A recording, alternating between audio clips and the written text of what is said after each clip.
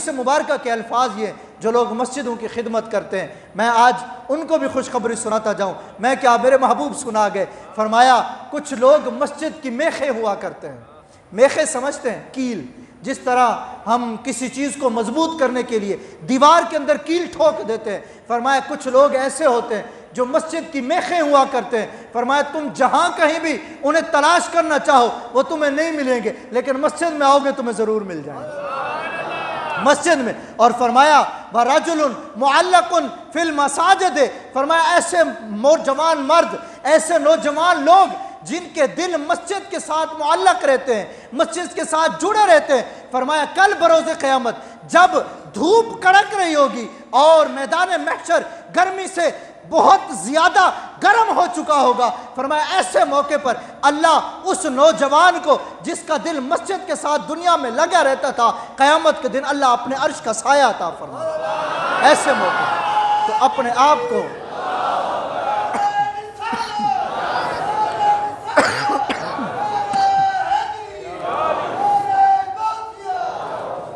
अपने आप को मस्जिद के साथ जोड़ कर रखो और मस्जिद की खिदमत किया करो। मस्जिद के साथ अपने आप को इस तरह वाबस्ता रखो, कभी मस्जिद की सफाई किया करो। अपने शब रोज़ के दिनों के अंदर इस बात को डालो कि यार मैं अपने, जिस तरह हम शेड्यूल बनाते हैं ना कि मैं इस महीने के फ़लाँ दिन के अंदर फ़लाँ काम करूँगा, इन दिनों में से कोई एक दिन मस्जिद के लिए भी ख़ास कर दो। तुम रब के घर को साफ़ करोगे, अल्लाह तुम्हारे दिलों को साफ़ कर देगा। अल्लाह तुम्हारे दिलों के कुदूरतों को, कीनों को, बुग़्ज़ों को और हर तरह की परेशानियों को तुम्हारे दिलों से निकाल देगा। फरमाया तुम अपने आप को अल्लाह के घर के साथ जोड़ कर तो देखो, अल्लाह के घर की सफाई करके तो देखो। अल्लाह के महबूब अलैहिस्सलातु वस्सलाम खुद फरमाते हैं कि अल्लाह उसको अर्श का साया अता फरमा दे। और एक तो मस्जिद के साथ अपने आप को जोड़कर, दूसरा अपने दिल के अंदर रब का खौफ रखो।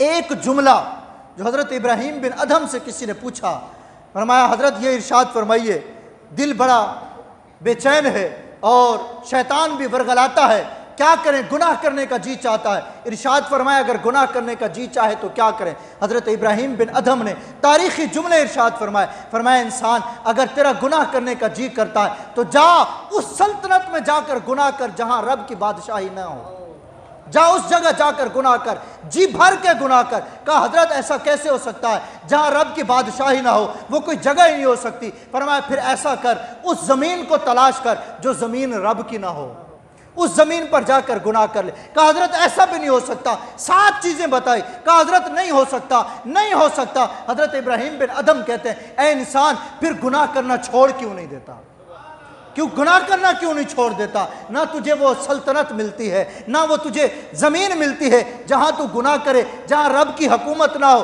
फरमाया अगर ऐसी जगह नहीं है फिर एक काम कर, तू गुनाह करना ही छोड़ दे। और एक बात याद रख, मुझे मेरा रब देख रहा, मुझे मेरा रब देख रहा।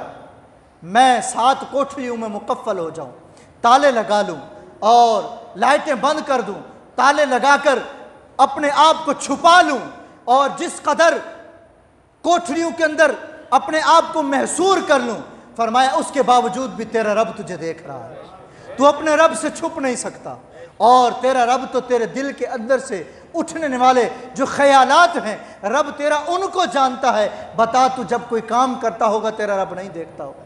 और फरमाया ऐ इंसान, ऐ इंसान, ये चोट करने के लिए बता रहा हूँ, ऐ इंसान तू लोगों के सामने और अपने साथियों के सामने तो गुनाह करने से डरता है, क्या तेरे दिल के अंदर रब की इतनी अहमियत नहीं है कि तू लोगों के डर से तो गुनाह करना छोड़ता है, रब के डर से नहीं छोड़ सकता?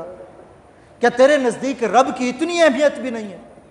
क्या तू ये बात नहीं, या तो ये मानना छोड़ दे कि तेरा रब तुझे नहीं देख रहा? क्या ऐसा है?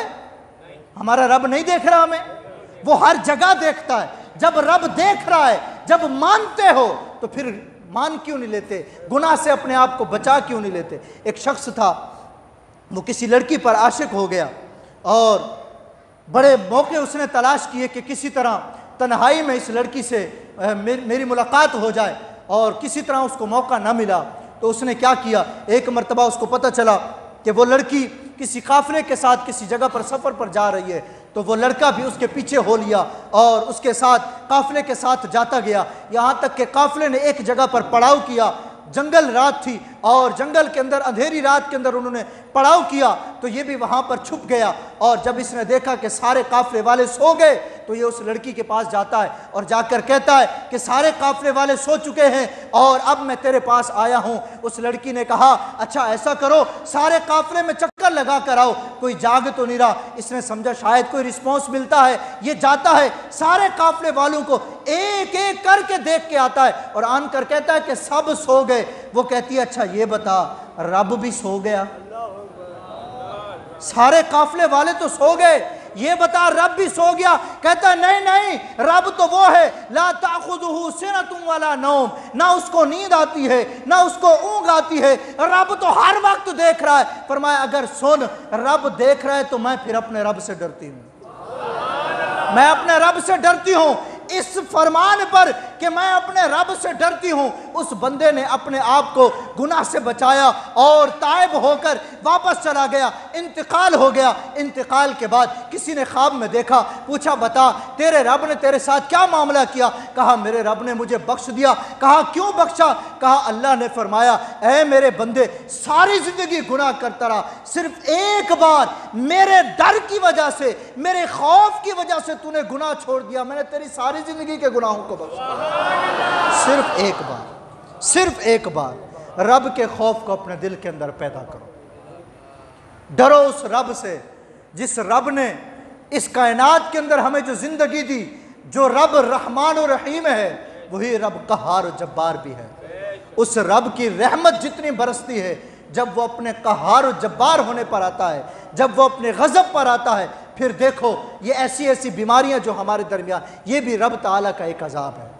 अपने आप को सुधारो, अपने आप को अच्छा करो, कबल इसके कि सांसों की माला टूट जाए और जिंदगी की ये जो लड़ी है ये टूट जाए और हमें मौत से पहले तौबा करने का मौका न मिले। रब के हुजूर झुक जाओ, तौबा करो और माफ़ी मांग लो। नबियों के सरदार, आलमियान, सब आलम जिसकी खातिर बनाया गया, वो कहते हैं कि मैं दिन में 100 या उससे भी ज़्यादा मरतबा अल्लाह के हुजूर इस्तिग़फ़ार किया करता, 100 या इससे भी ज़्यादा मरतबा। यार बताओ, हम तो गुनाहगार लोग हैं, सियाहकार लोग हैं, डूबे हुए जिल्लत के अंदर है, न जाने कितने गुनाह हैं जो हम कर जाते हैं, लेकिन सदका उस कमली वाले का अल्लाह हम पर अजाब नाज़िल नहीं कर। फरमाया, वमा कान अल्लाहु लियुअज़्ज़िबहुम व अंत फ़ीहिम, ए प्यारे कमली वाले, हमने सिर्फ तेरी खातिर इनको अजाब से बचा रखा, तेरी खातिर।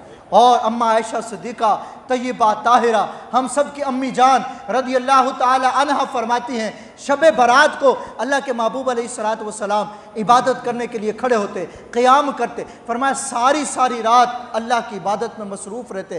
कहते जब सुबह होती तो मैं हुजूर के पाँव मुबारक देखती तो सूजे हुए होते थे, हुजूर के पाँव मुबारक सूजे। अम्मा आयशा सिद्दीक़ा कहती है, मैं हुजूर के पाँव मुबारक पकड़कर हुजूर के पाँव को दबाती और कहती, या रसूलल्लाह, आप तो जन्नत के मालिक हैं, या रसूलल्लाह, कायनात आपके लिए बनाई, या रसूलल्लाह, अल्लाह ने कायनात आपके लिए सजाई, आप क्यों सारी सारी रात क़याम करते हैं? अल्लाह के महबूब फरमाते, आयशा, क्या मैं अल्लाह का शुक्रगुजार बंदा ना बनूँ?